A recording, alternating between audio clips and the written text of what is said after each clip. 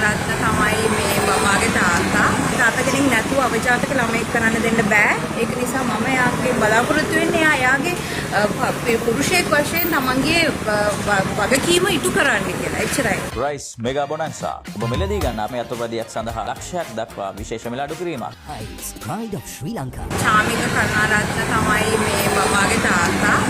එයා යාගේ වගකීම් හැරහරපු නිසා තමයි දැන් මම උසාවියට ඇවිල්ලා මේ පීතෘත්වයට හවුරු කරන මේ ටෙස්ට් එකක් සහ මේන්ටනන්ස් ඉල්ලලා නඩුවක් දාලා තියෙන්නේ. එයා ඒක පැහැර හරිනවා. එයා ආදාවෙත් නෑ නඩුවට සනීප නෑ කියලා.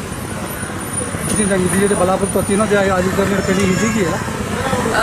ඒක මට ෂුවර් නෑ. මොකද එයා දැන් පළවෙනි ළමහා කාන්තා කාර්යාංශයේත් ඔය වගේම දවස් කිහිපයක් මාව රස්සිය අදු කරා මම ප්‍රෙග්නන්ට් වෙලා ඉද්දි. ඉතින් දැනුත් බබා හමු වුණායින් පස්සෙත් එයා මාව රස්සිය අදු කරනවා බබාට මාස 2යි තාම. ඒක නිසා ඉතින් ෂුවර් නෑ ඒද නැද්ද කියලා. මේ බබා මේ ලංකාවේ ජීවත් වෙන්න ඕනි. ඉතින් එයා කියනවා එයාගේ නම දෙන්න බෑ කියලා. ඒ වුණාට එයා තාත්තා කියලා මම දන්න නිසා තමයි මම DNA ටෙස්ට් එකකට නඩුවක් දාලා තියෙන්නේ. ඉතින් ලංකාවේ හැදෙන දරුවෙක් වශයෙන් තමන්ගේ තාත්තා කියන ඒ පුද්ගලයා දැනගෙන ඉන්න ඕනේ. තාත්තා කෙනෙක් නැතුව අවජාතක ළමෙක් කරන්න දෙන්න බෑ. ඒක නිසා මම යාගේ බලාපොරොත්තු වෙන්නේ යාගේ පුරුෂයෙක් වශයෙන් තමන්ගේ වගකීම ඉටු කරන්න කියලා. එච්චරයි.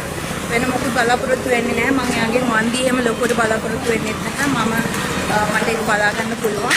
ඉතින් මිනිහෙක් වශයෙන් යාගේ විරුද්ධ කවුරු කරන්න කියලා විතරයි මම ඇත්තටම බලාපොරොත්තු වෙන්නේ.